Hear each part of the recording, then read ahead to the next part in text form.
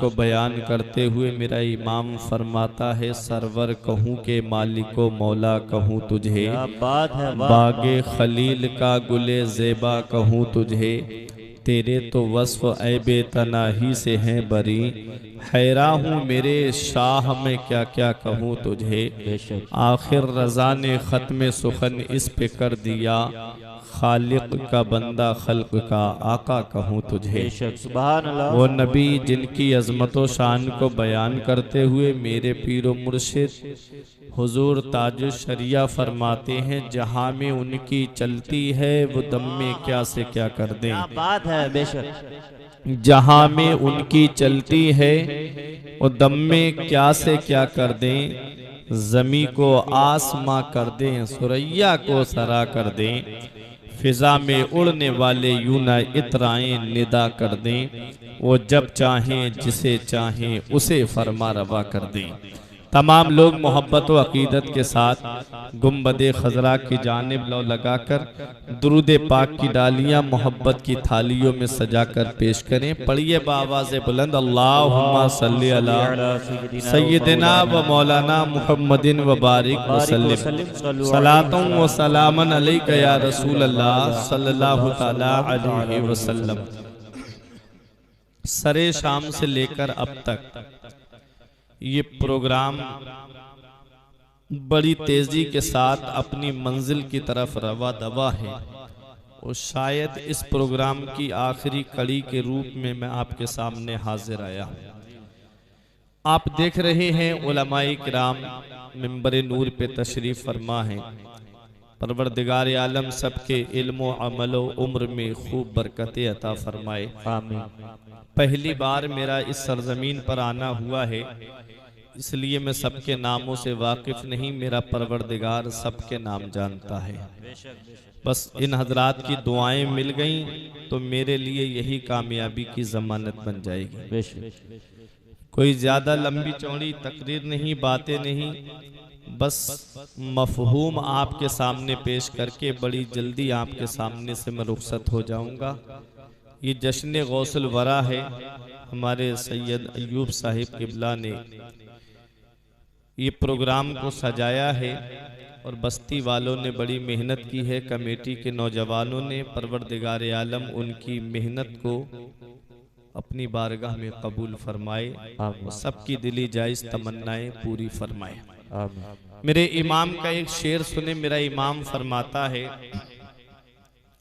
नबवी में अलबी फसल बतूली गुलशन, नबवी में अलबी फसल बतूली गुलशन, हसनी फूल हुसैनी है महकना तेरा, हसनी फूल हुसैनी है महकना तेरा। ये उलमाए किराम तशरीफ फरमा है, सबकी तवज्जो का मैं तालिब। आला हजरत अजीमुल बरकत वो शख्सियत है कि आला हजरत अजीमुल बरकत को 50 से जायद उलूम पर महारत ताम्मा हासिल थी। और अब जो तहकीक की है अहले तहकीक ने, तो ये बात बयान की कि आला हजरत अजीमुल बरकत की जात वो जात है जिनको 100 से ज्यादा उलूम पे महारत ताम्मा हासिल थी। आला हजरत के इस शेर को समझने के लिए, आला हजरत के इस शेर को समझने के लिए हमको उस इल्म की जरूरत है जिसका ताल्लुक खेती बाड़ी से है, जिसको इंग्लिश में एग्रीकल्चर कहते हैं। खेती बाड़ी से जिसका ताल्लुक है। आप देखो, जब कोई बीज बोया जाता है या गाड़ा जाता है तो वो पौधा जो निकल करके आया वो किस बाग का है, कौन सा पानी दिया गया है उसे, और वो पौधे के अंदर खुशबू कहाँ की है, और वो पौधा है किसके बाग का, ये सारी बातें जहन में आती हैं। आला हजरत फरमाते हैं, नबवी में अलबी फसल बतूली गुलशन, हसनी फूल हुसैनी है महकना तेरा। ये फूल जो कस्बा जीलान के मोहल्ला नीफ में खिला है, ये किसके बाग का फूल है और इस फूल को किससे सींचा गया है? तो मेरा इमाम कहता है ये हसनी फूल जो कस्बा जीलान में खिला है, ये नबवी में मदीने वाले मुस्तफा की बारिश रहमत ने से सींचा है। अलबी फसल मौला अली शेरे खुदा के गुलशन में ये सजा है और बतूली गुलशन हजरते फातिमा तो जहरा के हसीन गुलशन में ये सजा है और ये फूल इमामे हसन का है और इसमें जो खुशबू आई है वो इमामे हुसैन की खुशबू है। नारे तकबीर, नारे रिसालत, मसलके आला हजरत फैजाने गौसे आजम। सुभान अल्लाह। नबवी में अलबी फसल बतूली गुलशन, हसनी फूल हुसैनी है महकना तेरा। आगे मेरा इमाम फरमाता है नबवी खुर, नबवी खुर अलबी को बतूली मंजिल। आला हजरत अजीमुल बरकत ने कैसे गौसे आजम की शान को बयान किया। फरमाते नबवी खुर अलबी को बतूली मंजिल, हसनी चांद हुसैनी है चमकना तेरा। हसनी चांद हुसैनी है चमकना तेरा। हजरात, इस शेर के अंदर मेरा इमाम वो बयान फरमा रहा है। आला हजरत फरमाते नबवी खुर, ये खुर जो है ये खुर्शीद का मुखफ़्फ़फ़ है। दूसरे शेर में मेरे इमाम ने कहा था इशारे से चांद को चीर दिया, छुपे हुए खुर को फेर लिया, गए हुए दिन को असर किया, ये ताबो तबा तुम्हारे लिए। बेशक। तो खुर के माना आते सूरज। मेरा इमाम कहता है नबवी खुर अलबी को बतूली मंजिल, हसनी चांद हुसैनी है चमकना तेरा। हजरात, अब ये उलमाए किराम जानते हैं कि सूरज की रोशनी उसकी अपनी रोशनी है और चांद और सितारों के अंदर जो रोशनी है वो उनकी अपनी रोशनी नहीं है। उनके अंदर जो रोशनी है वो सूरज की रोशनी है और जो चांद है वो साफ शफाफ आईने की तरह है। जैसी सूरज की रोशनी पड़ती जाती है चांद चमकता जाता है। इसमें मेरा इमाम जो है वो इल्मे नुजूम को बयान फरमा। इल्मे नुजूम में आला हजरत को बड़ी महारत ताम्मा हासिल थी। आला हजरत अजीमुल बरकत घड़ी को, दिन को सूरज और रात को चांद देख करके मिला लिया करते थे। आज हम एक दूसरे से टाइम पूछते हैं, भाई तुम्हारी घड़ी में क्या टाइम हुआ, तो आप बताते हो कि 1 बजा है, तो हम अपनी घड़ी आपसे पूछ के मिलाते हैं। आला हजरत को वो महारत हासिल थी इल्मे नुजूम में, रात को चांद देख करके अपनी घड़ी मिला लेते थे और दिन को सूरज देख करके अपनी घड़ी मिला लिया करते थे। सुभान अल्लाह, सुभान अल्लाह। वो इल्मे नुजूम है मेरे इमाम का।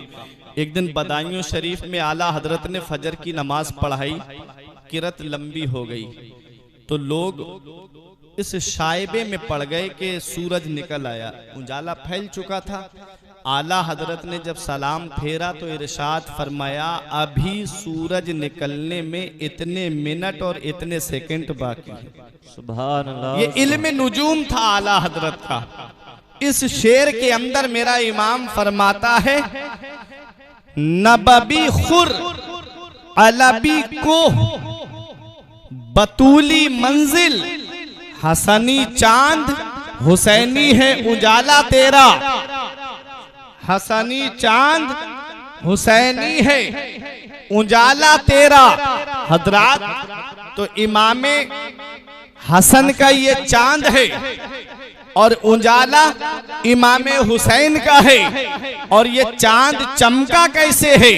तो इस चांद को मदीने वाले मुस्तफा मदीने वाले मुस्तफा जिनसे सारा जहान रोशन है, मदीने वाले मुस्तफा के सदके में सबको चमक मिली है। ये कस्बा जीलान में जो विलायत का चांद निकला है, इस चांद को जो रोशनी मिली है, इस चांद को जो चमक मिली है, वो मदीना मुनव्वरा से मिली है, मदीने वाले मुस्तफा से मिली है। हजरात, तो ये मेरा इमाम फरमाता है, नबाबी खुर अलबी कुह बतूली मंजिल हसनी चांद हुसैनी है उजाला तेरा। नारे तकबीर, नारे रिसालत, मसलके आला हजरत, फैजानी आला हजरत, फैजानी हुजूर गौसे आजम, फैजानी हुजूर मखदूम सिमना। सुभान अल्लाह। हजरात, तो कौन गौसे आजम है? इससे पता चला कि ये इमाम हसन का फूल है और इस फूल में खुशबू इमाम हुसैन की है। और इमाम हसन गौसे आजम के सिलसिलाए नसब को आप देखें, शजराए नसब को जब आप देखेंगे तो वालिद की तरफ से इमाम हसन से मिलता है, इसीलिए हसनी फूल का मेरे इमाम ने, और वालिदा की तरफ से इमाम हुसैन से मिलता है।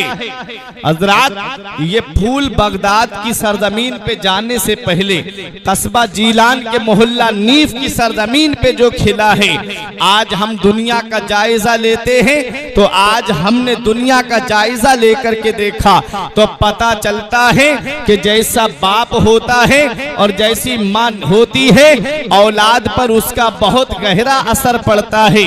अगर बाप नमाजी होता है तो औलाद भी नमाजी होती है। अगर माँ कुरान पढ़ने वाली होती है तो बेटा भी कुरान पढ़ने वाला होता है। जैसा अभी आपने सैयद साहिब किबला से सुना कि माँ कुरान पढ़ने वाली थी तो गौस ए आजम 17 या 18 पारों के हाफिजे कुरान माँ के शिकम से पैदा हुए थे।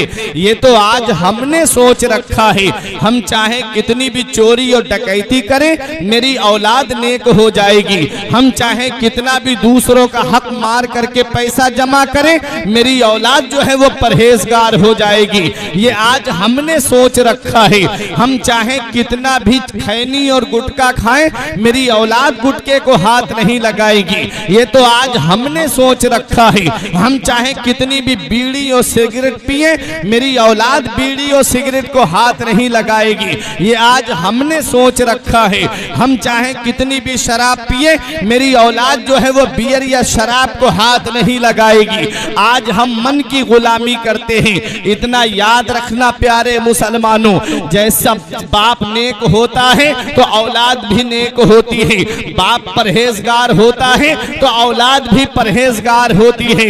आओ जरा गौसे आजम की शख्सियत को समझने से पहले आओ जरा गौसे आजम के बैकग्राउंड को आप देखो। नौजवान तुम्हारे यहाँ पर भी हैं, नौजवान हमारे यहाँ पर भी हैं, लेकिन आज के नौजवानों को देखो, ये हमारे बुजुर्ग बताएंगे, ये उलमाए किराम आपको बताएंगे। आप शाम के वक्त में कभी जाकर के देखना, यही मेरी बस्ती का नौजवान है, नाली के किनारे बैठ करके मोबाइल चलाता हुआ नजर आएगा, कोई व्हाट्सएप देखता नजर आएगा, कोई फेसबुक पे गंदी तस्वीरें देखता नजर आएगा, कोई इंस्टाग्राम पे गंदी तस्वीरें शेयर करता नजर आएगा, कोई है कि ट्विटर पे अपनी निगाहें गंदी करता नजर आएगा। आज हमारे यहाँ के नौजवान हैं जिनको ना तो नमाज से मतलब है, जिनको ना तो रोजे से मतलब है, इल्ला माशा अल्लाह। लेकिन आओ जरा देखो, नौजवान हमारे यहाँ पर भी है और एक वो नौजवान था जो दरिया के किनारे लेटा हुआ है, भूख की शिद्दत ने बेचैन कर दिया, भूख की शिद्दत ने बेकरार कर दिया। आओ उसकी शान तो जरा देखो, रात को भी अल्लाह की इबादत करता है, इनको भी अल्लाह की इबादत करता है, दरिया के किनारे है, भूख की शिद्दत ने जब बेचैन कर दिया, सोचा लाओ दरिया में कोई मुबाह चीज मिल जाएगी, उठा करके उसे खा लूंगा। अचानक से दरिया में एक सेब बहता हुआ नजर आया, आपने उस सेब को उठाया और सिर्फ एक लुकमा खाया था, अंदर से तकवे ने झंझोड़ दिया, परहेजगारी ने झंझोड़ दिया। दिया, ए अबू सालेह ये तुमने क्या कर दिया, तुमने ये सेब खाया है, ये किसी बाग का होगा और बाग का कोई मालिक होगा, तुमने बगैर मालिक की मर्जी के ये सेब खाया है। क्या जवाब दोगे कयामत में उस बाग के मालिक को, अगर उसने रब की बारगाह में खड़े होकर के तुमसे सेब का मुतालबा कर दिया या उसकी कीमत का मुतालबा कर दिया, क्या जवाब दोगे? तकवे ने झंझोड़ दिया, परहेजगारी ने झंझोड़ दिया। ये सिर्फ एक लुकमा खाया था तो जिस्म कांपने लगा अल्लाह के खौफ से। जरा आज सोचो तो सही, आज के मुसलमान की हालत देखो, न जाने कितने लोगों का हक मार करके बैठा हुआ है, न जाने कितने लोगों की जमीन पर नाजायज कब्जा करके उनकी जमीनों को बेच करके उनके पैसे को इस तरह से हजम कर लिया कि डकार भी नहीं ली। ये क्या जवाब देंगे कयामत के दिन? वो देखो गौसे आजम के वालिद थे, सिर्फ एक कराहियत वाला लुकमा शिकम के अंदर चला गया, तकवे ने झंझोड़ दिया, परहेजगारी ने झंझोड़ दिया। आज का मुसलमान कहता है पैसा हो चाहे जैसा हो, चाहे किसी की जमीन पे कब्जा करके पैसा मिले, मुझे पैसा कमाना है, चाहे किसी का हक मार के मुझे पैसा मिले, मुझे पैसा कमाना है, चाहे कहीं से भी आए लेकिन मुझे पैसा चाहिए। आज इस पैसे की लालच ने इंसान को उस दहाने पे पहुंचा दिया है, उसे ना तो अपना भाई दिखता है, ना तो उसको अपना अजीज दिखता है, ना उसे अपना रिश्तेदार दिखता है। ये गौसे आजम के वालिद हैं, दरिया के किनारे का सफर कर रहे हैं। आप कई मील सफर करने के बाद में एक बाग के अंदर पहुंचे जिसकी शाखें दरिया पे लटक रही थी। बाग के अंदर गए, वहां पर एक अल्लाह का वली अल्लाह अल्लाह में मशगूल है, जाकर के सलाम किया। उन्होंने सलाम का जवाब दिया, कहते हैं कि मैं आपके पास माफी मांगने के लिए आया हूं। बुजुर्ग ने कहा किस चीज की माफी? कहा माफी ये है, इस चीज की माफी, मैंने आपके बाग का एक सेब खा लिया है, क्या आप मुझे माफ कर देंगे? कहा कहां से आ रहे हो? कहा इतने मील का सफर करके आ रहा हूं। बुजुर्ग ने सरापा को देखा, सर से लेके पैर तक देखा, वो भी अल्लाह का वली, आने वाला भी अल्लाह का वली, वलीरा वली में शनासत, वली को वली पहचानता है और बुलंदी के आसार तो पेशानी से जाहिर हो रहे थे। फौरन बुजुर्ग ने कहा माफ तो कर दूंगा लेकिन दो शर्तें माननी पड़ेगी। अल मुख्तसर ये वाकया आप सुनते रहते हो, देखो गौसे आजम बनते कैसे हैं। गौसे आजम की शख्सियत को समझना है तो पहले इन दो शख्सियतों की अजमत को आप समझो। कई साल तक बाग की रखवाली करते रहे और शान ये है गौसे आजम के वालिद की। एक दिन गौसे आजम के नाना के कुछ मेहमान आए और आकर के कहा हमें सेब खिलाइए। गौसे आजम के नाना ने हजरत अबू सालेह मूसा जंगी दोस्त से कहा जाओ बेटा सेब तोड़ करके लाओ। जब सेब ला करके मेहमानों के सामने रखे तो मेहमान जिस सेब को हाथ लगाएं और खाएं, कोई कड़वा निकल जाए, कोई फीका निकल जाए, कोई बदमजा निकल जाए। कहा कैसा नौकर तुमने बाग में रखा है, इसे आज तक ये पता नहीं चला कौन से बाग का सेब मीठा है, कौन से पेड़ का सेब मीठा है और कौन से सेब पे फल जो है, कौन से पेड़ पे फीका सेब आता है। गौसे आजम के नाना ने कहा ए अबू सालेह बेटा तुम्हें ये पता नहीं चला है कि कौन से पेड़ पे मीठा फल आता है। तब गौसे आजम के वालिद का जवाब सुनो, फरमाते हैं पता उसे होता है जो खाता है। मैं जब से तुम्हारे बाग में आया हूँ मैंने तुम्हारे एक सेब को भी चख करके नहीं देखा है। नारे तकबीर, नारे रिसालत, मसलके आला हजरत फैजान हुजूर गौसे आजम हजरत मौलाना फुरकान रजा मंजरी सुभान अल्लाह। गौसे आजम के वालिद हैं, कहते मैंने तो चक्के भी नहीं देखा है, एक सेब का एक लुकमा खा लिया था तो बाग की रखवाली कर रहा हूँ। मेहमान बोले समझ में नहीं आती ये बात, रातों दिन बाग में रहता है फिर भी नहीं खाया। तो गौसे आजम के नाना बोले मैं जानता हूँ इसका मर्तबा क्या है। कहा कैसे? कहा एक दिन आंधी आई, सख्त आंधी थी, मैं अपने घर से बाहर निकला, मैंने सोचा लाओ देखूं मेरे बाग का क्या हाल है। कहते जब मैं अपने बाग में आया तो मैंने नजर डाली तो मेरे इर्द गिर्द जितने बाग थे सबके फल जमीन पे पड़े हुए थे, और मेरे बाग के अंदर ये नौजवान आंधी में तू चराग जला करके कुरान की तिलावत कर रहा था। मेरे बाग का एक फल भी नहीं गिरा था। सुभान अल्लाह। ये वालिद हैं गौसे आजम के। गौसे आजम बनते कैसे हैं आप देखें तो सही। पहली शर्त पूरी हुई, कहा माफ कर दीजिए। कहा बेटा दूसरी शर्त रह गई है। कहा दूसरी शर्त क्या है? कहा आपको मेरी बेटी से निकाह करना पड़ेगा। कहा उसके बाद माफ कर दोगे?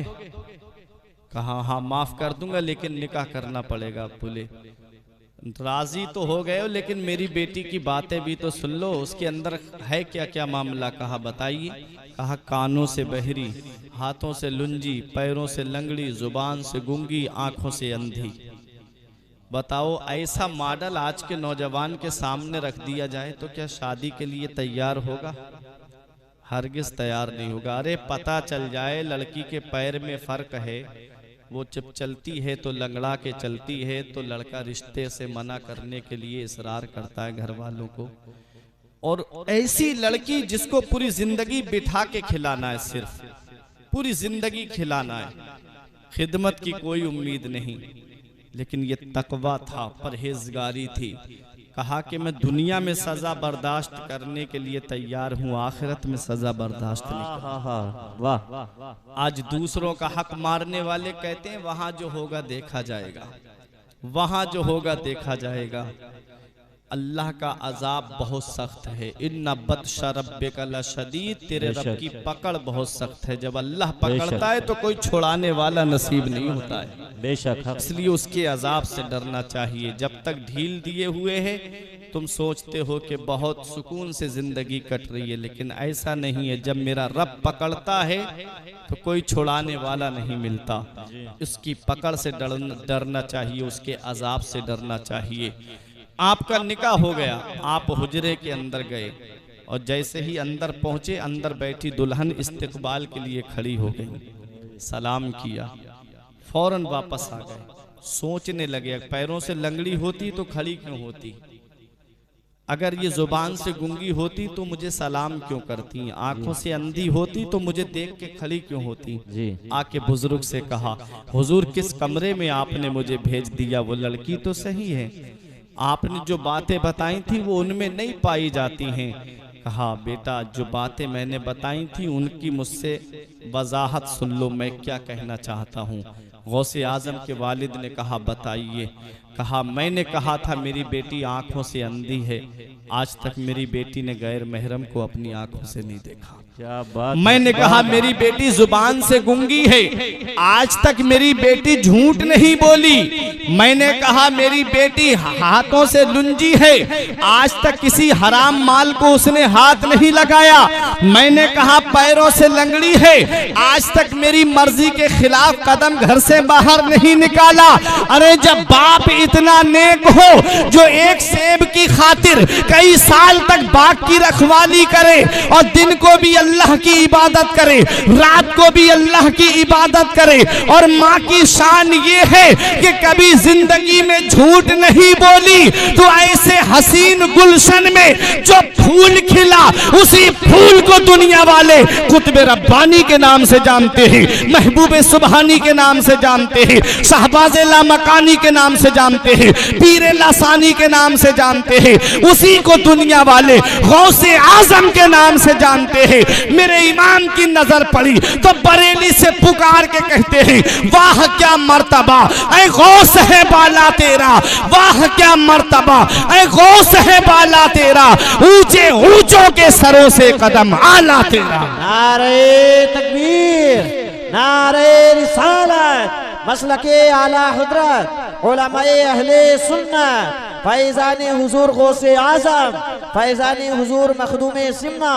हजरत अल्लामा मौलाना फुरकान रजा मंजरी। कौन गौसे आजम है? आज जब बाप ऐसा नेक है और माँ ऐसी परहेजगार है तो गौसे आजम की शान देखो, पहले दिन से ही रोजा रखते हुए नजर आ रहे हैं। यहीं से पता चल गया कि जब बाप नेक होता है और जब माँ नेक होती है, अरे जब बाप वो है कि जिसकी पिंडली में तीर लग जाए, सहाबा कहे अली तीर निकाल देते हैं, जब तीर निकाला जाए तो दर्द होने लगे, आपसे दर्द सहा ना जाए। किसी ने कहा अली शेरे खुदा से आप नमाज पढ़िए। आप नमाज के लिए जब खड़े हो गए, पैर से तीर निकाल लिया गया, आपको पता भी नहीं चला। जब नमाज से फारिग हुए तो मौला अली शेरे खुदा फरमाते हैं, खुदा की कसम मेरे पैर से तीर कब निकल गया मुझे पता भी नहीं चला। जब बाप ऐसी इबादत करने वाला हो और माँ की ये शान हो जो सर्दी की लंबी लंबी रातों में कहे मौला इतनी लंबी रात बना दे ताकि तेरी बंदी फातिमा दिल खोल के तेरी इबादत कर सके। माँ की शान ये है कि जो कुरान दिन को भी पढ़े रात को भी कुरान पढ़े तो ऐसे उसके हसीन गुलशन में जो फूल खिला है। अरे जब माँ कुरान पढ़ने वाली फातिमा होती है तो बेटा नेज़े पे चढ़ के कुरान सुनाने वाला हुसैन होता है। क्या बात है, सुभान। अरे जब माँ उम्मुल खैर फातिमा हो और बाप अबू स्वालेह मूसा जंगी दोस्त हो तो उनके जरिए जो बच्चा दुनिया में आया उसी बच्चे को दुनिया वाले गौसे आजम के नाम से जानते हैं। हाँ हाँ, बाप सैयद गियासुद्दीन हो और माँ माहे नूर बीबी हो तो उनके जरिए जो बच्चा दुनिया में आया उसी बच्चे को दुनिया वाले हुजूर सुल्तानुल हिंद ख्वाजा गरीब नवाज के नाम से जानते हैं। जब 95 लाख गैर मुस्लिमों को कलमा पढ़ाता हुआ नजर आता है। हाँ हाँ, जब बाप नेक होता है, बाप इबादत करने वाला, माँ इबादत करने वाली, तो उनके जरिए जो बच्चा दुनिया में आया उसी बच्चे को दुनिया वाले बाबा फरीदुद्दीन गंजे शकर के नाम से जानते हैं। बाप भी सब्र करने वाला, माँ भी सब्र करने वाली, उनके जरिए जो बच्चा दुनिया में आया उसी बच्चे को दुनिया वाले साबिर पाक कलियरी के नाम से जानते हैं। बाप वो है जो बादशाह होने के बावजूद कभी नमाज को कज़ा ना करे और माँ वो है जो दिन को भी अल्लाह की इबादत करे रात को भी अल्लाह की इबादत करे। तो उनके जरिए जो बच्चा दुनिया में आया है उसी बच्चे को दुनिया वाले तारिकुस सल्तनत हुजूर मखदूम अशरफ जहांगीर सिरमानी के नाम से जानते हैं। हाँ हाँ, जब बाप नेक होता है और जब माँ परहेजगार होती है उनके जरिए जो बच्चा दुनिया में आया उसी बच्चे को दुनिया वाले हुजूर वारिसे पाक के नाम से जानते हैं। अरे बाप भी अपने वक्त का मुफ्ती हो और माँ की शान ये है कि जो इबादत करने में कभी सुस्ती ना बरते तो उनके जरिए जो बच्चा दुनिया में आया उसी बच्चे को दुनिया वाले आला हजरत के नाम से जानते हैं। अरे बाप जब आला हजरत जैसा हो और माँ अल्लाह की इबादत करने वाली हो उनके जरिए जो बच्चा दुनिया में आया उसी बच्चे को दुनिया वाले हुज्जतुल इस्लाम हामिद रजा खान के नाम से जानते हैं। जो लाहौर की सरजमीन से गुजरे चेहरे से थोड़ा सा नकाब उठ जाए, गैर मुस्लिम दुकान से निकल करके कदमों पे गिर के कहे जब बरेली के हामिद रजा के हुस्न का ये आलम है तो मदीने वाले मुस्तफा के हुस्न का आलम क्या। नारे तकबीर, नारे रिसालत, मसलके आला हजरत फैजाने हुजूर गौसे आजम, फैजाने हुजूर मखदूमे सिमना, फैजाने हुजूर वारिसे पाक, फैजाने हुजूर मुफ्ती आजम हिंद हजरत अल्लामा मौलाना फुरकान रजा मंजरी। सुभान अल्लाह। अरे जब बाप आला हजरत जैसा हो और माँ अल्लाह की इबादत करने वाली हो तो उनके जरिए जो बच्चा दुनिया में आया उसी बच्चे को दुनिया मुफ्ती आजम हिंद के नाम से जानते हैं। अब ये उलमाए किराम अपनी दुआओं से नवाजेंगे। बाप मुफस्सिरे कुरान हो, बाप कुरान की तफसीर ऐसी बयान करे कि लोगों का ईमान ताजा हो जाए। और माँ वो है जो अपने जेवर गिरवी रख करके मंजरे इस्लाम के मुदर्रिसीन की तनख्वाह अदा कर दे, तो उसके शिकम से जो बच्चा दुनिया में आया है उसी बच्चे को दुनिया वाले ताजो शरिया के नाम से जानते हैं। सुभान अल्लाह, सुभान अल्लाह। जब बाप नेक होता है, क्या कहने हैं, जब माँ नेक होती है, जब बाप मुत्तकी होता है और जब माँ मुत्तकिया होती है तो औलाद भी नेक होती है, औलाद भी परहेजगार होती है। ये तो आज हमने सोच रखा है, हम चाहे कितनी भी बुराइयों को आबाद करें लेकिन हमारी औलाद नेक हो जाएगी। आओ जरा देखो, बाप अबू स्वाले हैं और माँ उम्मुल खैर फातिमा है, तो बेटा पहले दिन से ही रोजा रखता हुआ नजर आता है। अभी आपने उलमाए किराम से सुना, सैयद साहिब केबला से सुना, लेकिन आज मैं एक अहम पैगाम दे के आपके सामने से रुखसत होना चाहता हूँ। आपने सुना कि गौसे आजम ने इल्म हासिल किया कस्बा जीलान के कुर्बो जवार में, फिर बगदाद आप तालीम हासिल करने चले गए। यहाँ पहुँच के एक अहम बात बता रहा हूँ, गौसे आजम जब पैदाइशी वली थे, गौसे आजम जब मादरजाद वली थे, तो गौसे आजम को क्या जरूरत थी मदरसा जाने की, गौसे आजम को क्या जरूरत थी तालीम हासिल करने की। अरे गौसे आजम सिर्फ वली ही नहीं है, वलीगर है। तब तक कोई वली बनता ही नहीं है जब तक गौसे आजम के दस्तखत नहीं हो जाते हैं। गौसे आजम की वो शान है, तो सोचो उन्हें मदरसा जाने की क्या जरूरत थी। ये एक पैगाम है, ये गौसे आजम की तालीम हमें एक दर्स दे रही है। गौसे आजम कहाँ पढ़ने गए हैं? उलमा के पास गए हैं, आलिमों के पास गए हैं। गौसे आजम आलिमों के पास तालीम हासिल करने गए और गौसे आजम की बारगाह में उलमाए किराम आए हैं विलायत हासिल करने के लिए। ये एक पैगाम दिया जा रहा है उन जाहिल पीरों को जो कहते हैं मौलवियों का रास्ता अलग है और पीरों का रास्ता अलग है। ये गौसे आजम एक पैगाम दे रहे हैं उन जाहिल पीरों को जो कहते हैं ये मौलवियों का तो काम है बोलना। वह मस्जिद के बराबर में 8 दिन ठहरा रहेगा ये जाहिल पीर और एक वक्त की नमाज पढ़ने मस्जिद में नहीं जाएगा। पूछा जाए भाई तुम्हारी दाढ़ी इस लायक नहीं है जो सुन्नत के मुताबिक हो, कहता है अरे जाओ मौलवियों का रास्ता अलग है और हमारा रास्ता अलग है। उनसे कहा जाए नमाज क्यों नहीं पढ़ी, कहते हैं कि अरे नमाज क्या है, बस आंखें बंद करो, सीने की तरफ अपनी नजर करो और मुर्शिद की तरफ ध्यान लगा लो, यही सबसे बड़ी इबादत है। माज़अल्लाह, ये ऐसे कौल मैंने खुद अपने कानों से सुने हैं। जब पूरब इलाके के अंदर कभी जाना होता है प्रोग्राम में, ऐसा ऐसा जाहिल पीर के उसके पास में बैठ जाओ तो बदबू से पूरे कमरे के अंदर नाक नहीं दी जाती है, बाहर निकलने को आपका जी चाहेगा। और एक औरत इधर पैर दबा रही है, दूसरी औरत इधर पैर दबा रही है। ये पीर है, आप जरा सोचो तो सही, जो शरीयत पे नहीं चलता, जो नबी की हदीस पे अमल नहीं करता, जो कुरान के फरमान पे अमल नहीं करता। आज लोग उसके हाथ चूम रहे हैं, आज लोग उसके पैर चूम रहे हैं, जिसकी दाढ़ी नहीं उसके लोग हाथ चूम रहे हैं। हालांकि ये कायदा बयान किया जाता है तौहीनुल फासिक वाजिबुन, फासिक की तौहीन वाजिब है, व ताज़ीमुहु हरामुन, और उसकी ताज़ीम करना हराम है। चेहरे पे सुन्नते रसूल नहीं, ये सुन्नते मुतवातिरा है। मदीने वाले मुस्तफ़ा की सबसे महबूब सुन्नत है दाढ़ी, वो चेहरे पे सजी हुई नहीं, लोग उसके हाथ चूम रहे हैं, लोग उसके पैर चूम रहे हैं। बताओ ये कैसे पीर हो सकता है जो नबी की सुन्नत पे अमल ना करे? ये कैसा पीर है जो नबी के फरमान पे अमल ना करे? मुझे तो उन सादाते किराम के बारे में जब मैं देखता हूँ तो मेरे कानों में से एक अलग किस्म की आवाज आती है कि मैं सोच में पड़ जाता हूँ। अल्लाह तबारक व तआला ने इनको इतना बड़ा मकाम दिया कि ये नबी के खानदान के हैं, सादाते किराम हैं। उनको तो चाहिए था कि नाना मुस्तफ़ा की महबूब सुन्नत को अपने चेहरे पे सजा लेते।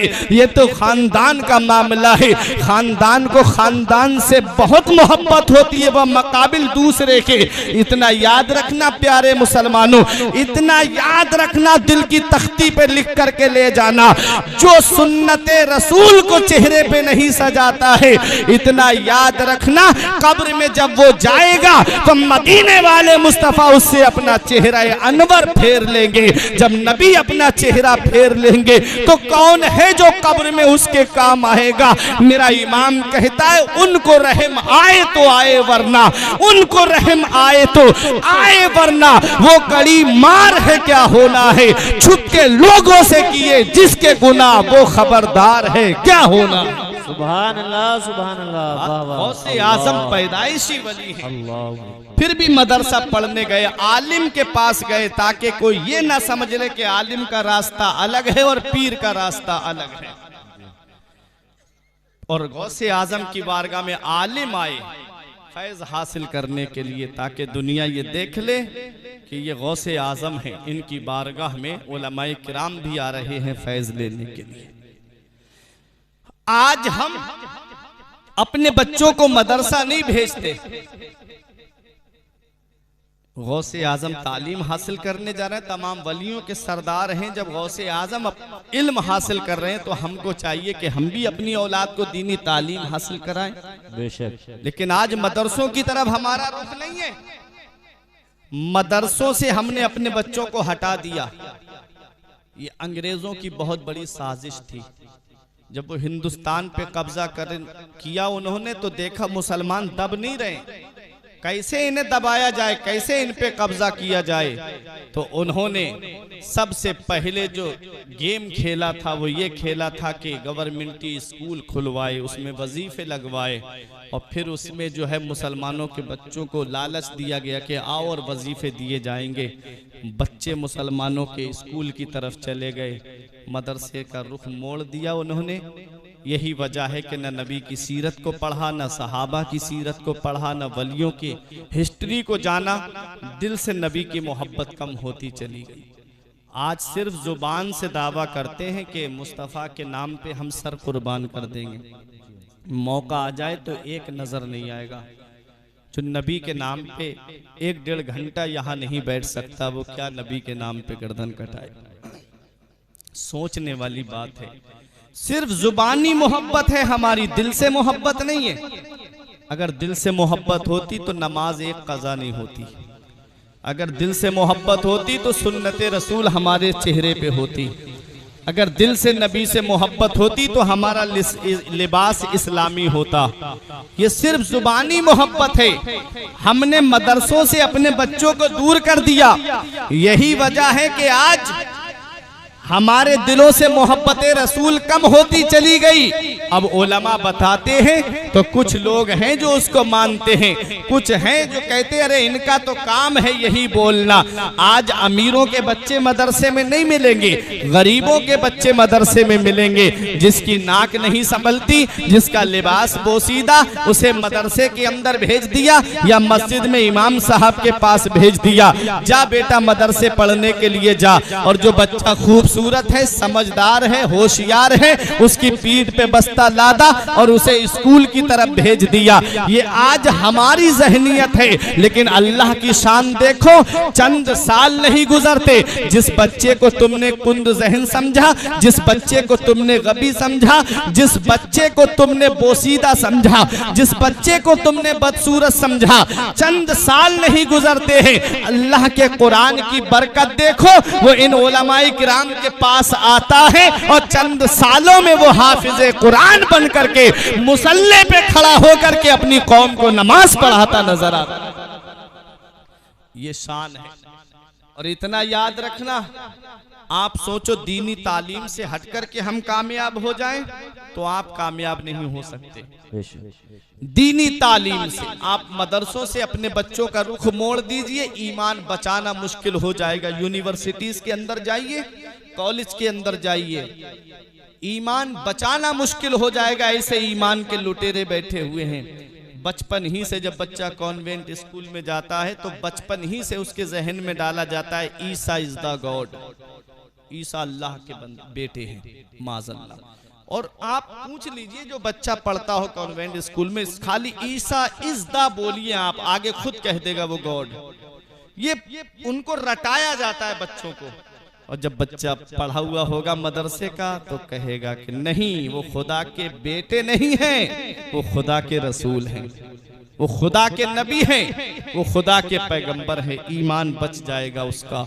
आप मदरसों की तरफ अपने बच्चों को रुख कराइए, अपने बच्चों को दीनी तालीम दीजिए। हाँ, मैं जानता हूँ बच्चा आलिम बन गया, मौलवी बन गया, हाफिज बन गया तो पैसे जरूर कम कमाएगा, लेकिन तुमको वो ताज अल्लाह तबारक व तआला इन उलमा के जरिए अता फरमाएगा, हाफिज के जरिए, आलिम के जरिए, जिसकी रोशनी आसमान के चांद सूरज से ज्यादा होगी। नबी फरमाते मन करा अल कुरान व अमिला बिमा फी यलबिसु वालिदाहु ताजन यौमल क़ियामती दौहु अहसनो का दौइ शम्स। मेरे नबी फरमाते जो कुरान पढ़े और उस पर अमल करे, अल्लाह ताला क़यामत में उसके माँ बाप को ऐसा ताज अता फरमाएगा जिसकी रोशनी आसमान के चांदो सूरज से भी ज्यादा होगी। तो बच्चों को दीनी तालीम दो। और इतना याद रखना मेरे बुजुर्गों, ये आप भी जानते हो, ये उलमाए किराम भी जानते हैं, आज जिस औलाद को मोबाइल चलाने से फुर्सत नहीं मिलती, आप क्या उम्मीद कर सकते हो कि मरने के बाद वो तुम्हारी कब्र पे जाकर के सूरह यासीन पढ़ देगी। जिस औलाद को आज अपने मसरूफियात से फुर्सत नहीं है, आप क्या उम्मीद कर सकते हो कि वो आपकी कब्र पे जाकर के कुरान पढ़ेगी। इसलिए इल्मी साहब का ये शेर लिख लो कि पढ़ के तू कुरान को अब जमा कर ले कुछ सवाब, कब्र पर फिर कौन आए फातिहा के वास्ते। काम वो कर ले प्यारे जिसके 22 कब्र में, बागे रिजवा से खुले खिड़की हवा के वास्ते। काम दोजक के किए जन्नत का है उम्मीदवार, कसरे जन्नत तो बना है पारसा के वास्ते। तो अपने बच्चों को मदरसे का रुख कराओ। ये बात मैंने इसलिए बोली कि जब औलाद हाफिज होगी, आलिम होगी, तो वो नमाज पढ़ेगी, और जब नमाज पढ़ेगी तो ये दुआ करेगी रब्बना ग़फिरली वले वालिदैया वलिल मुमिनीना यौम यक़ूमुल हिसाब, जिसका तर्जमा ये है, ए अल्लाह मुझे बख्श दे, मेरे माँ बाप को बख्श दे और तमाम मोमिनीन को बख्श दे। तो इसलिए इस हाल में अपनी औलाद को छोड़ के जाओ कि जब जनाजा उठे तो वो जायदाद का बंटवारा करती नजर ना आए, बल्कि सूरह यासीन शरीफ की तिलावत करती नजर आए। इसलिए दीनी मदारिस की तरफ अपने बच्चों का रुख कराओ, अपने बच्चों को दीनी तालीम दो।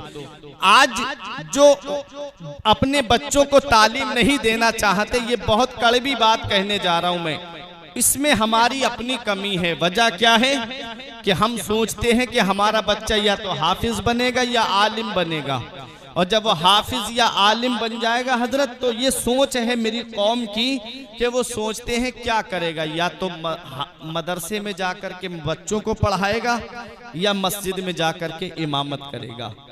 और इमामत में कितनी तनख्वाह मिलेगी? 5,000 या 6,000 की। मदरसे में जाएगा, प्रिंसिपल के ओहदे पे है तो बहुत मिल गई तो 8,000, इससे ज़्यादा तो नहीं, या बहुत ज़्यादा मुखलिस लोग हैं तो 10,000 तनख्वाह मिल जाएगी, इससे ज़्यादा तो नहीं। ये मेरी कौम की सोच बन गई है। आज मैं आप ही लोगों में से किसी से कहूँ कि मैं आपके बच्चे की फला जगह जॉब लगवा रहा हूँ, तो आप कहोगे मौलाना साहब कम से कम तनख्वाह 25,000 होना चाहिए, कम से कम तनख्वाह 50,000 होनी चाहिए। क्यों? क्योंकि मेरा बच्चा कैसे घर वालों का पेट पालेगा, कैसे अपने बच्चों का गुजारा करेगा, बहुत सारे अखराजात हैं, बहुत सारे खर्चे हैं। ये बात हम अपने बच्चे के लिए सोच रहे हैं, लेकिन कभी सोचा हमारी मस्जिद में जो इमाम आया है, क्या उसके अखराजात नहीं हैं? क्या उसके बीवी बच्चे नहीं हैं? क्या उसके भाई बहन नहीं हैं? क्या उसके माँ बाप नहीं हैं? क्या उसका कोई खर्चा नहीं है? आज हमारे घरों का हाल देखो तो सारी फैसिलिटी हमारे घर में मौजूद है, और इमामों का हाल देखो तो बाथरूम भी बना हुआ नहीं है, वो दूसरे के यहाँ पर जाकर के बाथरूम के लिए जाते हैं। मैंने अक्सर मस्जिदों में देखा है। ये आज मेरी कौम ने हाल बना दिया है ना, यही वजह है कि आज अमीरों के बच्चे मदरसे में पढ़ते हुए नजर नहीं आते हैं। इतना याद रखना प्यारे मुसलमानों, ये उलमाए किराम हैं, आला हजरत अजीमुल बरकत फरमाते हैं उलमा को माकूल तनख्वाह देनी चाहिए ताकि वो दीन की खिदमत जो है वो खुशदिली के साथ में करें। और शेख सादी फरमाते हैं उलमा रा जर भी दे, उलमा को जर दे यानी उलमा को माल दे ताकि वो दुनिया व माफिया से बेनियाज हो करके सिर्फ बैठ करके बच्चों को दीनी तालीम देते नजर आए। बेशक सुभान अल्लाह सुभान अल्लाह। अगर ईद के मौके पे मुतवल्ली साहब ने 1000 तनख्वाह बढ़ा दी तो कई मुक्तदियों के पेट में दर्द शुरू हो गया। अरे क्या जरूरत थी, 5000 मिल तो रहे थे, 6000 मिल तो रहे थे। ये हाल हो गया आज मेरी कौम का। इतना याद रखना प्यारे मुसलमानों, जो कौम अपने इमामों की इज्जत नहीं करती, जो कौम अपने असातिज़ा की इज्जत नहीं करती, जो कौम अपने आलिम और हाफिजों की इज्जत नहीं करती है, उस कौम का नाम बहुत जल्दी सफाए हस्ती से मिटा दिया जाता है।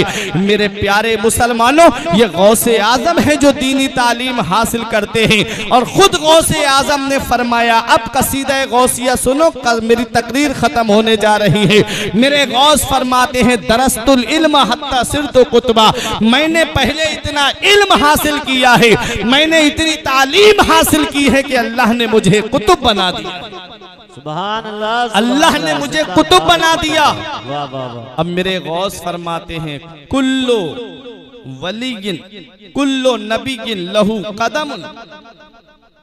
मेरे गौस ने फरमाया कुल्लो वलीगिन लहू कदम, हर वली एक पैगंबर के नक्शे कदम पे होता है। वह इन्नी अला कदमिन नबी ये बदरिल कमाली, और मैं मदीने वाले मुस्तफ़ा के नक्शे कदम पे। कुल्लो वली लहू कदम, हर वली के लिए एक पैगंबर का नक्शे कदम होता है। अब यहां पहुंच करके ये बता दूं, मेरे गौसे आजम किसके नक्शे कदम पे हैं? गौसे आजम मदीने वाले मुस्तफ़ा के नक्शे कदम पे हैं। इसी को मेरा इमाम कहता है, तू हसनी हुसैनी क्यों ना मुहियुद्दीन हो, ऐ खिजर मजमए बहरैन है दरिया तेरा। मेरे गौसे आजम मदीने वाले मुस्तफ़ा के नक्शे कदम पे हैं। हजरात हुजूर मखदूम अशरफ जहांगीर सिमनानी ने हुजूर सैयद शरफुद्दीन याहिया मुनीरी, जिनका मजार बिहार की सरजमीन पर है, उनके किसी मुरीद से पूछा था कि जरा पता लगाओ मैं किसके नक्शे कदम पे हूँ। किसने पूछा था? मखदूम अशरफ जहांगीर सिमनानी ने। सुभान अल्लाह। जो बादशाहत छोड़ करके आए, जो सल्तनत छोड़ करके आए, आज एक बार कोई कुर्सी पे बैठ जाए 5 साल के लिए तो उसका दिल चाहता है कि वो कुर्सी को न छोड़े, और परेशान रहता है कैसे ये कुर्सी मेरे पास रहे, मेरे पास से जाए नहीं। लेकिन वो थे हजरत मखदूम अशरफ जहांगीर सिमनानी, जिन्होंने अल्लाह की रजा के लिए और नबी के दीन की खातिर बादशाहत को छोड़ दिया, और जब सिमना का तख्त छोड़ा अल्लाह ने वो मकाम अता फरमाया कि गौसुल आलम का लक़ब आपको अता फरमाया, सुभान अल्लाह, जहांगीर का लक़ब आपको अता फरमाया। और आज भी जो करामतों के मुनकिर हैं उन्हें किछौछा शरीफ की सरजमीन पे ले जाओ और वहां जाकर के देखो, नीर शरीफ का पानी आज भी शिफा बना हुआ है। जब बीमार आता है, जिसकी बीमारी कहीं ठीक नहीं होती, वो किछौछा शरीफ की सरजमीन पे चला जाए, नीर शरीफ में एक बार गुस्ल कर ले, अल्लाह ताला मखदूम अशरफ जहांगीर सिमनानी के वसीले से उसको शिफा याब फरमा देता है। आज वही किछौछा की सरजमीन है जहां आप जाकर के देख लीजिए, जो जिन्न कहीं किसी से ना भागता हो, उसे किछौछा शरीफ में एक चराग जलता है, उसके सामने बिठा दीजिए, बड़े से से बड़ा भूत प्रेत भागता हुआ नजर आता है। ये मखदूम अशरफ जहांगीर सिमनानी की शान है। ये मखदूम अशरफ जहांगीर सिमनानी है जिन्होंने सल्तनत को छोड़ा, बादशाहत को छोड़ा, अल्लाह की रजा के लिए, दीन की नशरो इशाअत के लिए अल्लाह ने वो मकाम अता फरमाया कि वो लेटे तो किछौछा की सरजमीन पे है, उनका जिक्र मुरादाबाद कुदरकी की सरजमीन पे हो रहा है। नारे तकबीर, नारे रिसालत, मसलके आला हजरत, फैजानी हुजूर गौसे आजम, फैजानी हुजूर मखदूम सिमना हजरत मौलाना फुरकान रजा मंजरी। सुभान अल्लाह। तो अल्लाह के वली ने फरमाया हजरत मखदूम अशरफ जहांगीर सिमनानी से कि आप हजरत ईसा अलैहिस्सलाम के नक्शे कदम पे हैं, हजरत ईसा अलैहिस्सलाम के नक्शे कदम पे। सुभान अल्लाह। ये मकाम है हजरत मखदूम अशरफ जहांगीर सिमनानी का। हर वली किसी न किसी पैगंबर के नक्शे कदम पे होता है। मेरे गौस फरमाते हैं मैं मदीने वाले मुस्तफ़ा के नक्शे कदम पे हूँ, मैं मदीने वाले मुस्तफ़ा के नक्शे कदम पे हूँ। आगे मेरे गौस फरमाते हैं मुरीदी ला तखफ अल्लाह रब्बी अतानी रिफ़अतन निलतुल मनाली। मेरे गौस फरमाते हैं ऐ मेरे मुरीद मत डर, अल्लाह मेरा रब है।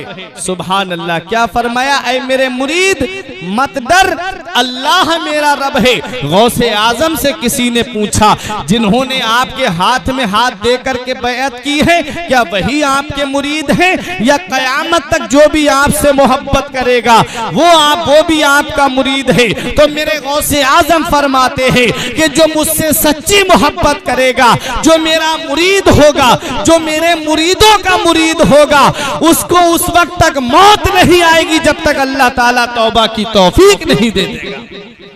ये मकाम मिला है तो गौसे आजम के मुरीदों को और उनके मुरीदों के मुरीदों को मिला है। इसी को मेरा इमाम कहता है कादरी कर कादरी रख, कादरियों में उठा कदरे अब्दुल कादरे कुदरत नुमा के वास्ते। हजरात ये गौसे आजम है। आप फरमाते हैं कि मैंने अपने रब से वादा लिया है और मेरे रब ने मुझसे वादा किया है कि मेरे रब ने मुझसे वादा किया है कि आपका जो भी मुरीद होगा या आपके मुरीदों का मुरीद होगा, मैं उस वक्त तक उसे मौत नहीं दूंगा जब तक उसे तौबा की तौफीक नहीं दे दूंगा। सुभान अल्लाह। ये गौसे आजम की शान है। आप गौसे आजम का जिक्र सुन रहे हो, आप गौसे आजम का चर्चा सुन रहे हो, आप गौसे आजम का नाम ले रहे हो। गौसे आजम फरमाते मुरीदी ला तखफ अल्लाह रब्बी अतानी रिफ़अतन निलतुल मनाली। ऐ मुझसे मोहब्बत करने वाले मेरे मुरीद मत डर, अल्लाह मेरा रब है। हमने आलम तसव्वुर में अर्ज किया मेरे गौसे आजम हमारे यहाँ का उसूल तो ये है, हमारे यहाँ का तरीका तो ये है, अगर प्रधान जी कह दे मत डर तो मतलब है गांव में मत डर, अगर चेयरमैन कह दे मत डर तो मतलब है कस्बा या तहसील में मत डर, अगर विधायक कह दे मत डर तो मतलब है जिले में मत डर, अगर सीएम कह दे मत डर तो मतलब है सूबे में मत डर, अगर पीएम कह दे मत डर तो मतलब है मुल्क में मत डर। एक गांव वाला दूसरे गांव वाले से तो डर सकता है, एक कस्बे वाला दूसरे कस्बे वाले से तो डर सकता है, एक शहर वाला दूसरे शहर वाले से तो डर सकता है, एक सूबे वाला दूसरे सूबे वाले से तो डर सकता है, एक मुल्क वाला दूसरे मुल्क वाले से तो डर सकता है। ए मेरे गौसे आजम हम कहां ना डरे? क्या अपने गांव में ना डरे या कस्बा और तहसील में ना डरे या जिला या सूबे में ना डरे या अपने मुल्क में ना डरे? तो गौसे आजम जवाब देते हैं तबूली फिस समाई वल अर्दो दुक्कत। ऐ मुझसे मोहब्बत करने वाले जिस अब्दुल कादिर का दामन तूने पकड़ा है, उस अब्दुल कादिर के चर्चे, उस अब्दुल कादिर के बुलंदी के झंडे जमीन पर भी लहरा रहे हैं और आसमान पर भी लहरा रहे हैं। ऐ मुझसे मोहब्बत करने वाले न जमीन के ऊपर डरने की जरूरत है न जमीन के नीचे डरने की जरूरत है। इसी को जमील कादरी कहते हैं मुरीदी ला तखफ कहकर तसल्ली दी गुलामों को, मुरीदी ला तखफ कहकर तसल्ली दी गुलामों को, कयामत तक रहे बेखौफ बंदा गौसे आजम। सुभान अल्लाह, सुभान। फरिश्तों रोकते क्यों हो हमें जन्नत में जाने से? ये देखो हाथ में दामन है किसका? गौसे आजम। गौसे आजम ऐसे ही नहीं बने। दरस्तुल इल्म हत्ता सिरतो कुतुबा, पहले मैंने तालीम हासिल की, इल्म हासिल किया, अल्लाह ने मुझे कुतुब बना दिया। पता चला सरदारी इल्म से मिलती है, बुलंद रुतबा इल्म से मिलता है, बुलंद मकाम इल्म से मिलता है, बुलंद अजमत इल्म से मिलती है, बुलंद रुतबा इल्म से मिलता है। अगर इल्म तुम्हारे पास है तो सब तुम्हारी इज्जत करेंगे। तालीम तुम्हारे पास नहीं, एजुकेशन तुम्हारे पास नहीं, शिक्षा तुम्हारे पास नहीं, तो समझ लो तुम्हारी कोई इज्जत नहीं होगी, लोग तुमसे बचते हुए नजर आएंगे। अगर तुम चाहते हो लोग तुमसे मोहब्बत से बात करें तो तुम्हें तालीम हासिल करनी पड़ेगी। और तालीम हासिल करने के साथ साथ मैं ये नहीं कहता कि आप जो है वो इंग्लिश मीडियम में ना जाइए, बल्कि पहले अपने मजहब की तालीम हासिल कीजिए, पहले अपने दीन की तालीम हासिल कीजिए, पहले सीने को जो है वो कुरान की तालीम से मुज़य्यन कीजिए, तब उसके बाद जाकर के कोई भी तालीम हासिल कीजिए जिसकी आपको ज़रूरत पड़ेगी। तो ये गौसे आज़म रज़ी अल्लाह ताला अन्हु हैं। आप तालीम हासिल करने के लिए बगदाद का सफ़र करते हैं और बगदाद का सफ़र करने के बाद में आपने तालीम हासिल की। और आज हिंदुस्तान की सरजमीन पे जो सलासिल आप देख रहे हो, 4 सिलसिले बहुत मशहूर हैं, चाहे सिलसिला चिश्तिया हो, चाहे सिलसिला सुहरवर्दिया हो, चाहे सिलसिला नक्शबंदिया हो, चाहे सिलसिला अबुल उलाइया हो, चाहे सिलसिला अबुल उलाइया हो, हर सिलसिले में फैज बगदाद के गौसे आजम का आया है। बेशक गौसे आजम रजी अल्लाह ताला अन्हु की बारगाह में 57 दिन गरीब नवाज ने फैज हासिल किया। कहा हुजूर इराक मुझे दे दीजिए। फरमाया इराक में शेख शहाबुद्दीन सोहरवर्दी को दे चुका हूँ, तुम्हें हिंद दे रहा हूँ, तुम्हें हिंदुस्तान दे रहा हूँ। सुभान अल्लाह, हिंदुस्तान की सरजमीन गरीब नवाज को मिली, इराक शेख शहाबुद्दीन सोहरवर्दी को मिला। तो गौसे आजम का फैज आप देखिए। आप बुखारा से गुजर रहे थे, आपने फरमाया अभी मुझसे काफी सालों के बाद में यहाँ एक अल्लाह का वली पैदा होगा जिसका नाम शाह नक्शबंद होगा, जिससे सिलसिला नक्शबंदिया चला। फरमाया मैं उनका फैज आज ही यहाँ पर दे करके जा रहा हूँ, उनका हिस्सा यही दे करके जा रहा हूँ। मेरे इमाम का अब शेर सुनो। मजराए चिश्तो बुखारा हो इराको अजमेर, कौन सी किश्त पे बरसा नहीं झाला तेरा। हर जगह गौसे आजम का फैज पहुंचा है, हर सिलसिले में गौसे आजम का फैजान है। मेरा इमाम कहता है कौन से सिलसिले में फैज ना आया तेरा। आगे मेरा इमाम कहता है, मैं आला हजरत के उसी शेर पे बोल रहा हूँ। मेरा इमाम कहता है तुझसे दर दर से सगो सग से है मुझको निस्बत, मेरी गर्दन में भी है दूर का डोरा तेरा।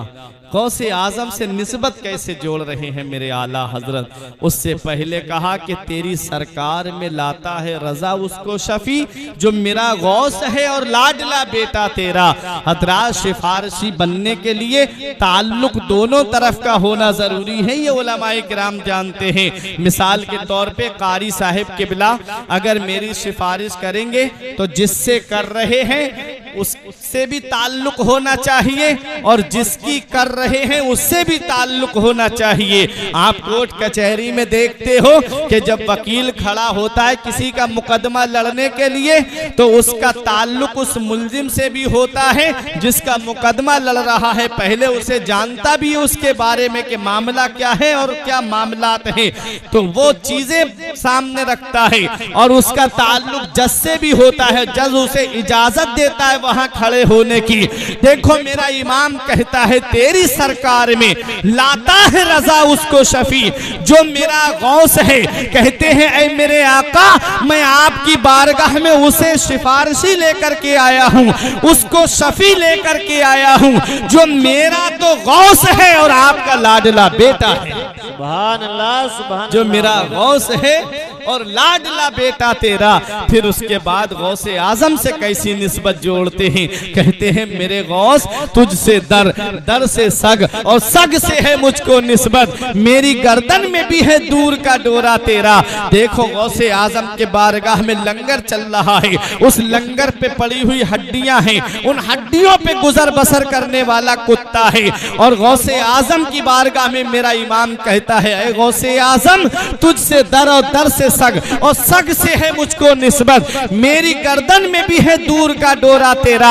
आगे फरमाते हैं इस निशानी के जो सग हैं नहीं मारे जाते, इस निशानी के जो सग हैं नहीं मारे जाते, हश्र तक मेरे गले में रहे पट्टा तेरा। नारे तकबीर, नारे रिसालत, मसलके आला हजरत फैजान हुजूर गौसे आजम, फैजान हुजूर मखदूम सिमना हजरत मौलाना फुरकान रजा मंजरी। सुभान अल्लाह, सुभान अल्लाह, वाह वाह क्या बात है, जिंदाबाद जिंदाबाद।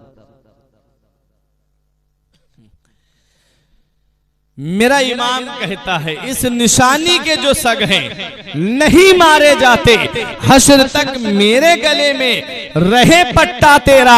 हजरात कुत्ते जो होते हैं वो दो तरह के होते हैं, एक पालतू होता है और एक फालतू होता है। एक वो कुत्ता जो अभी गलियों में आपके ऊपर भौंकेगा, आप उसे ईंट से मारो, आप उसे पत्थर से मारो, आप उसे लकड़ी से मारो, आप उसे डंडे से मारो, कोई आपसे कुछ नहीं कहेगा। और आप जब कुंदर की कस्बे की तरफ जाओगे तो कोई अगर अपने कुत्ते को लेकर के टहलाता नजर आए जिसकी गर्दन में पट्टा पड़ा हुआ है, आप एक पत्थर उसके मार के दिखाना, आप एक डंडा उसके मार के दिखाना, फौरन वो कहेगा तेरी हिम्मत कैसे हुई तूने मेरे कुत्ते को पत्थर मारा, तेरी हिम्मत कैसी हुई तूने मेरे कुत्ते के ऊपर डंडा उठाया। आप कहोगे कुत्ता है, हमारी गली में भी तो कुत्ता है, हम उसे मारते हैं कोई कुछ नहीं कहता, तूने क्यों कहा? वो कहेगा देखता नहीं इसकी गर्दन में मेरी गुलामी का पट्टा पड़ा हुआ है। हजरात मैदान महशर होगा, नफसी नफसी का आलम होगा, कोई किसी का यारो मददगार नहीं होगा। ऐ गौसे आजम से मोहब्बत करने वालों, ऐ गौसे आजम से प्यार करने वालों, ऐ गौसे आजम की मोहब्बत में अपनी नींदों को कुर्बान करने वालों, कयामत के दिन जब फरिश्ते उनको पकड़ के जहन्नम की तरफ ले जा रहे होंगे, जो गौसे आजम को नहीं मानते, जो नबी की शान में गुस्ताखी करते हैं, जो औलिया की शान में गुस्ताखी करते हैं, तो उन्हीं में कहीं गौसे आजम की गुलामी का पट्टा पड़ा हुआ इंसान सामने नजर आएगा तो दूसरे फरिश्ते कहेंगे इसको हाथ मत लगाना, इसकी गर्दन में गौसे आजम की गुलामी का पट्टा पड़ा हुआ है, ये गौसे आजम का गुलाम है। मेरा इमाम कहता है इस निशानी के जो सग हैं नहीं मारे जाते, हश्र तक मेरे गले में रहे पट्टा तेरा। सुभान अल्लाह, सुभान अल्लाह। ये मकामे नियाज है आला हजरत का। वाह वाह वाह। अब मकामे नाज में आए तो पुकार के कहते हैं मेरी किस्मत की कसम खाएं सगाने बगदाद, मेरी किस्मत की, सग की जमा सगान फारसी का लफ्ज है, मेरी किस्मत की कसम खाएं सगाने बगदाद, हिंद में हूं भी तो देता रहूं पहरा तेरा। गौसे आजम कहां वो आपके दरबार में रहने वाला कुत्ता और कहां अहमद रजा। अरे वो कुत्ता तो वो है जो माल की हिफाजत करता है, जो मकान की हिफाजत करता है, जो घर को चोरों से बचाता है। और अहमद रजा हिंदुस्तान में आपका ऐसा गुलाम है जो आपके गुलामों के ईमान की हिफाजत कर रहा है, उनके अकीदे की हिफाजत कर रहा है और ये कह के बचा रहा है कि सूना जंगल रात अंधेरी, छाई बदली काली है, सूना जंगल रात अंधेरी, छाई बदली काली है, सोने वालों जागते रहियो चोरों की रखवाली है। फिर कहते मेरे इमाम मेरी किस्मत की कसम खाएं सगाने बगदाद, हिंद में हूं भी तो देता रहूं पहरा तेरा। ये गौसे आजम है। कहां कहां देखोगे गौसे आजम के मकाम मर्तबे को। बड़े बड़े औलियाए किराम ने ये बयान दिया है कि गौसे आजम की करामतें हद्दे तवातुर को पहुंच गई, लेकिन हम सिर्फ गौसे आजम का नाम लेते हैं लेकिन उनकी अदाओं को नहीं अपनाते। गौसे आजम ने तालीम हासिल की, हमको चाहिए कि अपने बच्चों को दीनी तालीम दें। गौसे आजम ने, जैसे अभी सैयद साहिब केबला ने बताया कि गौसे आजम ने 40 साल तक इशा के वुजू से फजर की नमाज पढ़ी। क्या हमने इस पे अमल किया? हम 5 वक्त की नमाज अपनी मस्जिद में पढ़ने नहीं जाते। मस्जिदें सूनी हो गई, मदरसे सूने हो गए, और लॉकडाउन आया था तो वो ऐसे ऐसे नमाजी निकल के आए थे कि नमाज मस्जिद में ही पढ़ेंगे, और जैसे ही लॉकडाउन खुला मस्जिद के दरवाजे तलाश कर रहे हैं उन नमाजियों को, वो मुड़ के नहीं देखते मस्जिद की तरफ। क्या यही हमारी इबादत है? क्या यही हमारी नमाज से मोहब्बत है? गौसे आजम की शान तो जरा देखो। एक मुरीद ने आके कहा था, हुजूर कमाते लोग बहुत हैं लेकिन घर में बरकत नहीं हो रही है, परेशान है पूरा घर, बरकत नहीं है घर में। आपने फरमाया अपने दरवाजे पे एक पर्दा कर लेना। वो चला गया और कुछ दिनों के बाद वापस आया, इतना नजराना लेके आया, गौसे आजम की बारगाह में रख दिया। अर्ज किया, हुजूर ये नजराना कबूल फरमा लें। फरमाया किस लिए? कहा, हुजूर जो आपने नुस्खा बताया था बहुत बरकत हो रही घर में, इसको सुनो और अमल करो। नूरुल्लाह मोहल्ले में रहने वालों, कुंदरकी के जिंदा दिल मुसलमानों, गौसे आजम की शान देखो।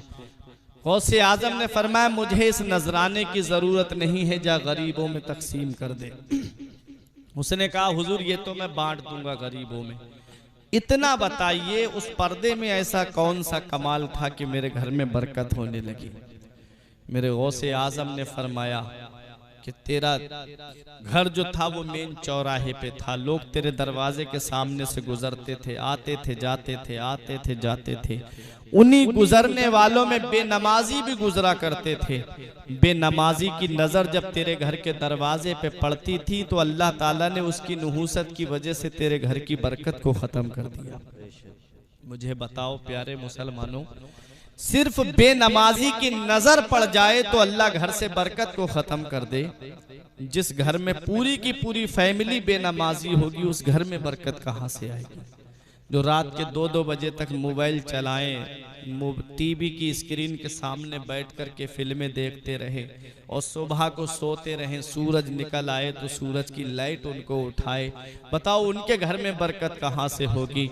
एक दिन हजरत फातिमा फजर की नमाज के बाद थोड़ी देर के लिए लेट गईं।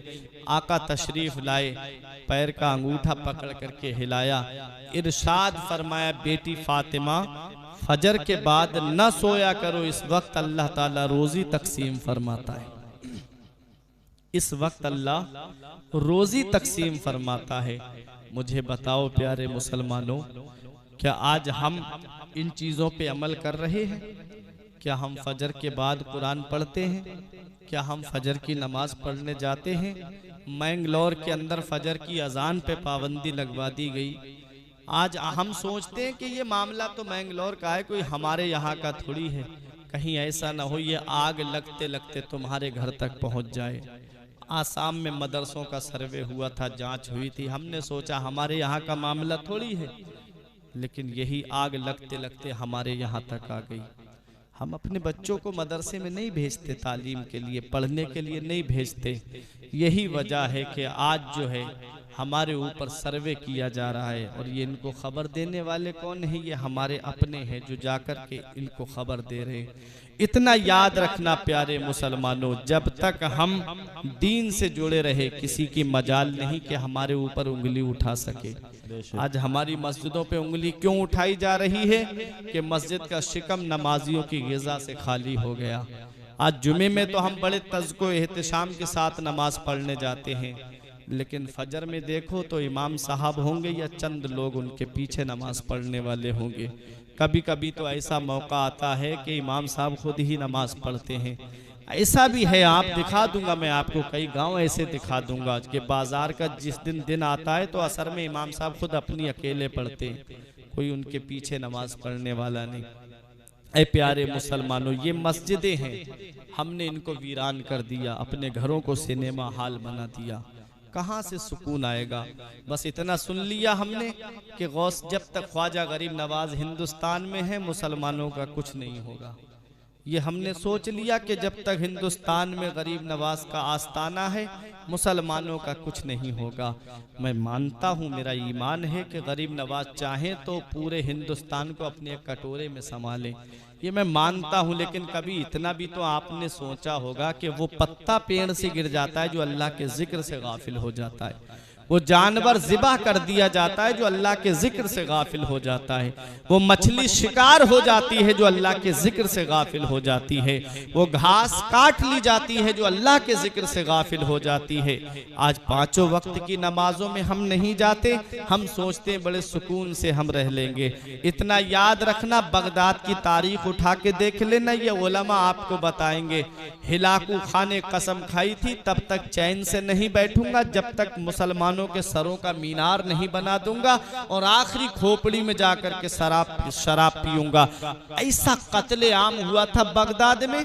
तारीख लिखने वालों ने लिखा है कि बगदाद में जो दरिया दजला है 1 महीने तक उसका पानी सुर्ख रहा और पानी की सुर्खी खत्म हुई तो किताबों की स्याही नजर आने लगी। ऐसा कत्ले आम हुआ था बगदाद की सरजमीन पर। तुम क्या समझते हो कि तुम अल्लाह के जिक्र से गाफिल हो जाओ, उलमा की तौहीन गलियों में करते हुए फिरो, अपने हाफिजों की तौहीन करते हुए फिरो, तुम्हारे ऊपर अल्लाह का अजाब नहीं आएगा। ये कोरोना बहुत हल्का सा अजाब था जो हमें सबक दे करके गया कि अब भी आ जाओ मस्जिदों की तरफ, ये दरवाजे तुम्हारे लिए खुले हुए हैं। अल्लाह की इबादत की तरफ आ जाओ, मेरे रब की इबादत करो। ऐ प्यारे मुसलमानों, कोई मुसीबत तुम्हारे ऊपर नहीं आएगी, क्योंकि जो अल्लाह की इबादत करता है, जो अपने रब को मानता है, कुरान में मेरा रब फरमाता है कुलिल्लाहुम्मा मालिकल मुल्क तुतिल मुल्का मन तशा व तंज़िउल मुल्का मिम्मन तशा व तुइज़्ज़ु मन तशा व तुज़िल्लु मन तशा बियदिकल खैर इन्नका अला कुल्लि शैइन कदीर। अल्लाह इरशाद फरमाता है सारे बादशाहों का बादशाह अल्लाह है, सारे बादशाहों का बादशाह अल्लाह है। तू उतिल मुल्का मंतशा, अल्लाह जिसे चाहता है उसे बादशाह बना देता है। वह तंज़िउल मुल्का मिम्मन तशा, और अल्लाह जिससे चाहता है उससे बादशाह छीन लेता है। अल्लाह जिसे चाहता है उसे इज्जत अता फरमाता है, अल्लाह जिसे चाहता है उसे जलील कर देता है। सब अल्लाह के दस्ते कुदरत में है। अरे जब रियाया मौला अली शेरे खुदा जैसी हो तो उनको बादशाह हजरत अबू बकर सिद्दीक जैसा मिलता है। जब रियाया नेक और परहेजगार होती है, जब रियाया मुत्तकी होती है तो उनको बादशाह भी नेक और परहेजगार मिलता है। हज्जाज इब्ने यूसुफ कहता था कि तुम लोगों के अंदर सरकशी आ गई है, इसलिए मेरे जैसा जालिम तुम्हारे ऊपर मुकर्रर किया गया है। इतना याद रखना प्यारे मुसलमानों, ये अल्लाह की तरफ से एक आजमाइश है। हमें मस्जिदें आबाद करनी है, अपने उलमा का अदब व एहतराम करना है, अपने बच्चों को दीनी तालीम देनी है, अपने बच्चों को मदारिस का रुख कराना है। जब बच्चे तुम्हारे आलिम होंगे, हाफिज होंगे, तो वो तुम्हारे लिए ईसाले सवाब करते रहेंगे। वरना वो दिन दूर नहीं है कि कब्र में लेट करके तुम इंतजार करोगे काश मेरा कोई घर वाला मेरे लिए ईसाले सवाब कर देता। और औलाद होगी जो मोबाइल में मशगूल रहेगी। अपनी औलाद को ऐसी तरबियत दे के जाओ, ऐसी तालीम दे करके जाओ जो नबी ने फरमाई अद्दिबू औलादकुम मिन सलासे खिसाल। अपनी औलाद को 3 बातें सिखा के जाना। हुब्बे नबीकुम, अपने नबी की मोहब्बत अपनी औलाद को सिखाना, मेरे अहले बैत की मोहब्बत अपनी औलाद को सिखाना, व किरातिल कुरान, और कुरान की तालीम अपनी औलाद को दे के जाना। कुरान सिखा करके अपनी औलाद को जाना। अगर औलाद को तालीम नहीं दी, इमाम गजाली फरमाते हैं यह औलाद अपने बाप को खींच के लाएगी रब की बारगाह में, मेरे मौला मेरा बाप मुझे भूखा रख देता, ये मुझे गवारा था, इसने मुझे अनपढ़ रखा, जाहिल रखा, कुरान की तालीम इसने मुझे नहीं दिलवाई, इसलिए आज जहन्नम में मैं अकेला नहीं जाऊंगा बल्कि अपने बाप को अपने साथ लेके जाऊंगा। अपनी औलाद को दीनी तालीम दो, मदरसों का रुख कराओ, इन उलमाए किराम के अदब व एहतराम को करते रहो, इन उलमाए किराम की ताज़ीम व तौकीर करते रहो। मैंने जो आयत पढ़ी थी, इन औलियाउहु इल्लल मुत्तकून, जो अल्लाह के वली होते हैं वो परहेजगार ही होते हैं। मुत्तकी ही अल्लाह के वली होते हैं, मुत्तकी ही अल्लाह के वली होते हैं, परहेजगार ही अल्लाह के वली होते हैं। अब 16वें पारे की आयत करीमा, यौम नहशुरुल मुत्तकीना इला रहमान वफदा, रब फरमाता है हम कयामत के दिन वलियों को अपनी बारगाह में दूल्हा बना करके बुलाएंगे।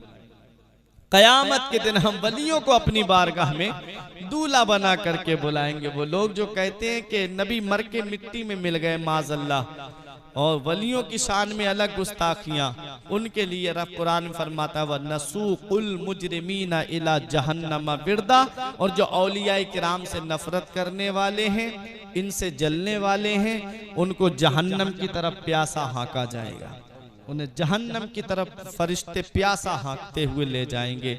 हम अल्हम्दुलिल्लाह गौसे आजम से मोहब्बत करने वाले हैं, हम मखदूम अशरफ जहांगीर सिमनानी से मोहब्बत करने वाले हैं, हम साबिर पाक कलियरी से मोहब्बत करने वाले हैं। मुझे बताओ ए कुदर की वालों, अगर बारात बगैर दूल्हा के चली जाए तो क्या उस बारात की इज्जत होती है? क्या उस बारात को खाना मिलता है?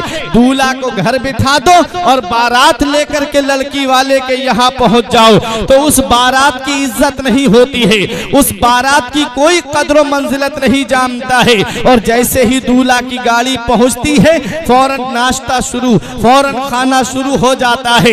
रब कुरान में फरमाता है हम कयामत के दिन वलियों को अपनी बारगाह में दूल्हा बना करके बुलाएंगे।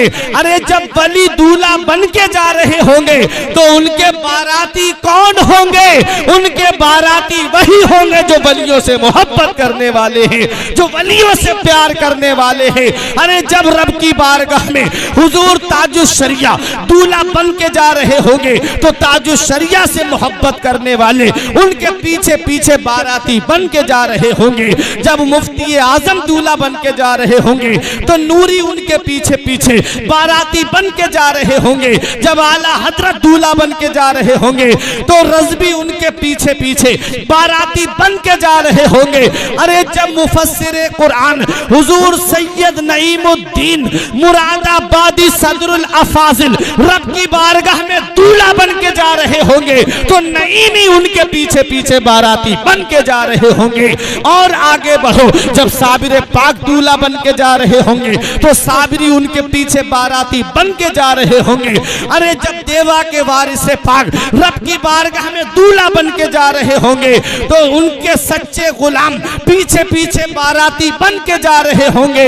अरे जब मखदूम अशरफ जहांगीर सिमनानी रब की बारगाह में दूल्हा बन के जा रहे होंगे तो अशरफी गुलाम उनके पीछे पीछे बाराती बन के जा रहे होंगे।